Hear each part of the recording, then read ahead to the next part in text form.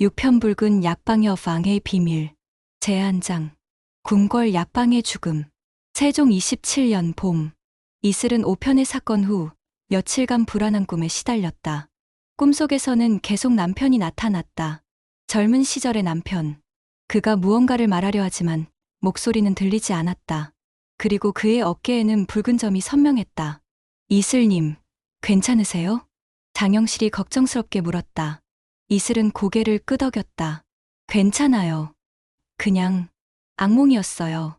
하지만 게임은 그녀에게 휴식을 허락하지 않았다. 친궁녀, 급히 내의원내 이위안으로 가시오. 궁궐의 내관이 다급히 달려왔다. 이슬은 재빨리 내의원으로 향했다. 내의원은 궁궐 안쪽에 자리한 의료기관이었다. 안으로 들어가자 약재에 쓴 냄새가 코를 찔렀다. 약방에는 크고 작은 옹기 단지들이 놓여 있었고 그 안에는 인삼, 당귀, 감초, 백출 같은 약재들이 보관되어 있었다. 어찌 된 일이오?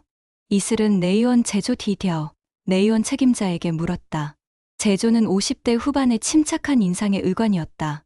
우의정 김문수 대감께서 약을 드신 후 돌아가셨습니다. 약을 드신 후? 예. 오늘 아침 약방에서 처방받은 약탕을 드셨는데 갑자기 쓰러지셨습니다. 이슬은 급히 사건 현장으로 갔다. 약방 안쪽 작은 방에 시신이 있었다. 김문수, 60대 초반의 고위 대신. 그는 의자에 앉은 채 고개를 떨군 상태였다.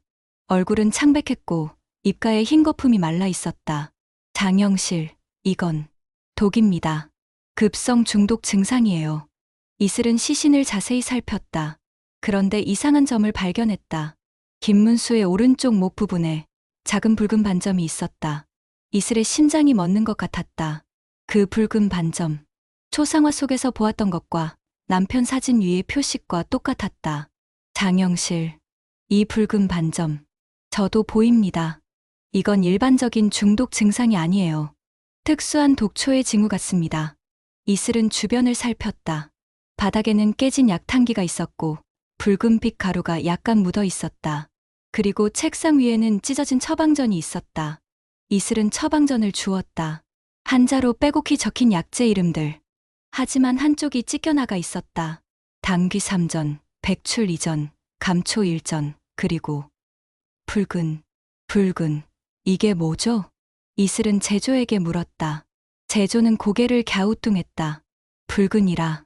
일반적인 약재 이름은 아닙니다. 혹시 붉은색 약재가 있나요? 홍삼, 홍화 정도가 있지만 이 처방전에는 없는 것들입니다. 이슬은 다시 약탕기 옆에 붉은 가루를 살폈다. 냄새를 맡자 쓴맛과 함께 이상한 향이 났다. 이 가루, 일반 약재가 아니에요. 그럼 뭘까요? 독초일 가능성이 높습니다. 바로 그때 이슬은 책상 서랍에서 편지 하나를 발견했다. 편지에는 이렇게 적혀 있었다.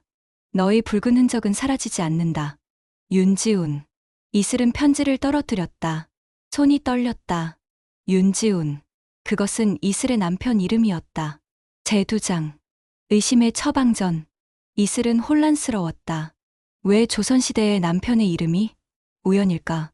장영실, 윤지훈이라는 사람. 여기 있나요? 확인해 볼게요. 장영실은 잠시 후 대답했다. 있습니다. 윤지훈은 내의원의 의관입니다. 약재 처방을 담당하고 있다고 하네요. 이슬의 가슴이 철렁 내려앉았다. 남편과 같은 이름, 그리고 약과 관련된 일. 그 사람을 만나봐야겠어요. 이슬은 윤지훈을 찾았다. 그는 40대 초반으로 단정한 인상의 남자였다. 그런데 이슬은 숨이 막혔다. 윤지훈의 얼굴. 그것은 이슬의 남편과 똑같았다. 젊었을 때의 남편 얼굴 그대로였다. 친궁녀께서 저를 찾으셨다고요? 윤지훈은 침착한 목소리로 말했다. 이슬은 간신히 정신을 차리고 물었다. 윤지훈, 당신은 김문수 대감의 처방을 담당했나요? 예. 대감께서는 최근 지병으로 고생하셔서 제가 약을 지어드렸습니다. 무슨 약이었죠? 보통 보약입니다. 당귀, 백출, 감초를 주재료로 한. 붉은 약재는 넣지 않았나요? 윤지훈의 표정이 굳어졌다. 붉은 약재요? 무슨 말씀이신지. 처방전에 붉은이라고 적혀 있었어요. 윤지훈은 고개를 저었다. 저는 그런 것을 쓰지 않았습니다. 누가 처방전을 조작한 것 같습니다. 그럼 당신이 편지를 보낸 건가요? 너의 붉은 흔적은 사라지지 않는다는. 윤지우는 눈을 크게 떴다. 그런 편지는 보낸 적이 없습니다. 이슬은 그의 눈을 똑바로 쳐다보았다. 거짓말하는 것 같지 않았다. 그럼 누가 당신의 이름을 쓴 거죠? 모르겠습니다. 하지만 최근 이상한 일이 있었습니다. 무슨 일이요? 제 인장 도장이 사라졌다가 며칠 후 다시 나타났습니다. 누군가 제 인장을 훔쳤었을 가능성이 있습니다.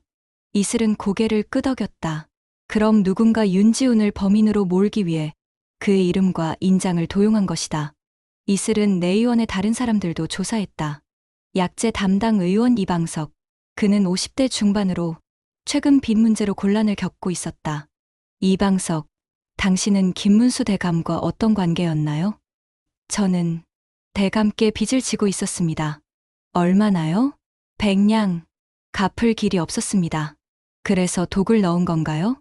이방석은 격렬하게 고개를 저었다. 아닙니다. 저는 그런 짓을 하지 않았습니다. 하지만 그의 눈빛은 흔들리고 있었다. 이슬은 또 다른 용의자, 약방시녀 춘섬도 조사했다. 그녀는 20대 후반의 조용한 여인이었다. 춘섬, 당신은 약재를 나르는 일을 했죠? 예. 혹시 누군가에게 돈을 받은 적이 있나요? 춘섬의 얼굴이 창백해졌다. 그건. 솔직히 말하세요. 춘섬은 한참을 망설이다가 말했다. 누군가 제게 돈을 주며 약재 단지 하나를 바꿔치기 하라고 했습니다. 누구죠? 얼굴을 보지 못했습니다. 밤에 뒷문에서 만났는데 검은 두건을 쓰고 있었습니다. 어떤 약재를 바꿔치기 했나요? 감초 단지였습니다. 원래 단지 대신 다른 단지를 놓으라고 했습니다. 이슬은 약방으로 달려갔다. 감초 단지를 열어보니 안에는 일반 감초가 아닌 붉은빛 가루가 섞여 있었다. 장영실, 이게 뭘까요? 장영실이 냄새를 맡았다. 이건 홍안초 홍옌차오입니다. 홍안초? 희귀한 독초입니다. 먹으면 얼굴에 붉은 반점이 생기며 죽음에 이릅니다. 조선시대 기록에도 거의 나오지 않는 약초예요. 이슬은 소름이 돋았다. 붉은 반점. 남편의 표식과 똑같았다. 제세장. 남편의 그림자. 이슬은 모든 단서를 종합했다. 홍안초, 바꿔치기 된 약재, 윤지훈의 이름, 장영실. 이건 단순한 독살이 아니에요. 무슨 뜻이죠? 누군가 저를 향한 메시지를 보내고 있어요.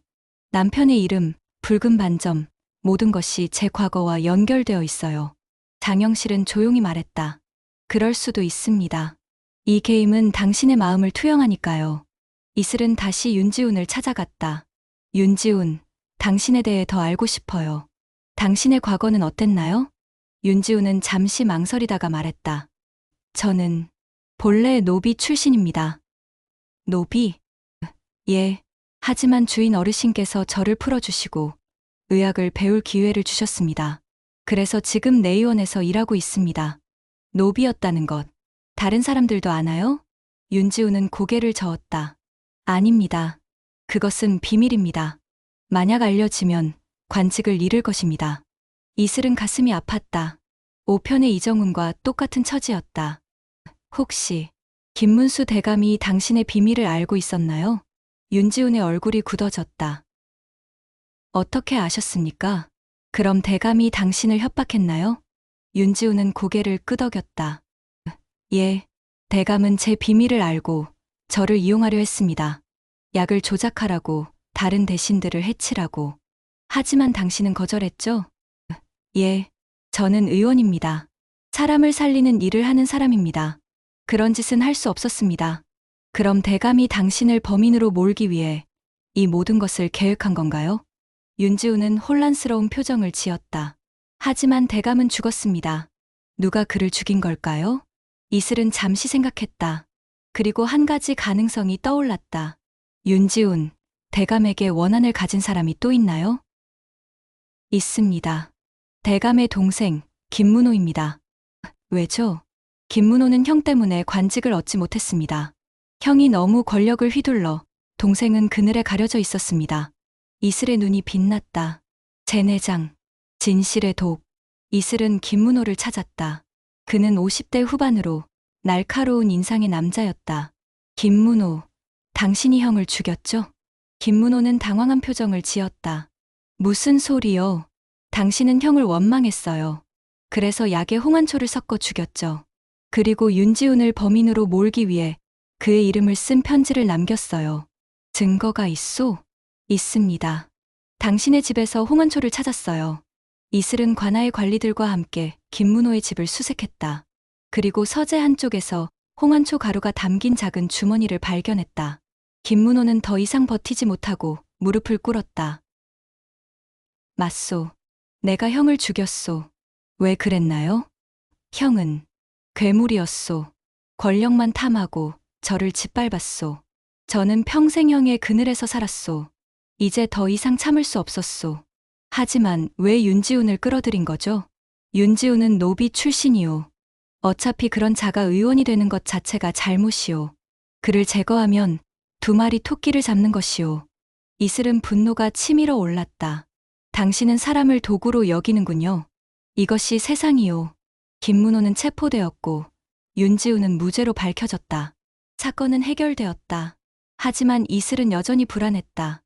그날 밤 이슬은 다시 윤지훈을 찾았다. 윤지훈, 당신은 앞으로 어떻게 할 건가요? 의원으로 계속 일할 것입니다. 비록 노비 출신이지만 저는 사람을 살리는 일을 멈추지 않을 것입니다. 이슬은 그의 얼굴을 쳐다보았다. 남편과 똑같은 얼굴. 하지만 더 강인한 눈빛. 당신은 강하네요. 그렇지 않습니다. 저도 두렵습니다. 하지만 두려움을 이겨내야 합니다. 이슬은 갑자기 눈물이 나왔다. 왜 우는지 모르겠지만 눈물이 멈추지 않았다. 이슬님, 괜찮으세요? 장영실이 물었다. 이슬은 고개를 끄덕였다. 괜찮아요. 그냥 생각이 많아서요. 바로 그때 눈앞에 글씨가 떠올랐다. 6편 클리어. 다음 단계로 이동할 수 있습니다. 빛이 이슬을 감쌌다. 2050년 미스테리 게임방. 이슬은 캡슐에서 나와 주저앉았다. 몸이 떨렸고 눈물이 멈추지 않았다. 검은 정장 남자가 다가왔다. 6편도 클리어하셨군요. 힘드셨나 봅니다. 제 남편. 그는 누구였나요? 검은 정장 남자는 조용히 대답했다. 당신의 남편, 그는 단순히 죽은 것이 아닙니다. 무슨 뜻이죠? 그는 비밀을 가지고 있었습니다. 조선과 맞닿아 있는 비밀을. 조선과?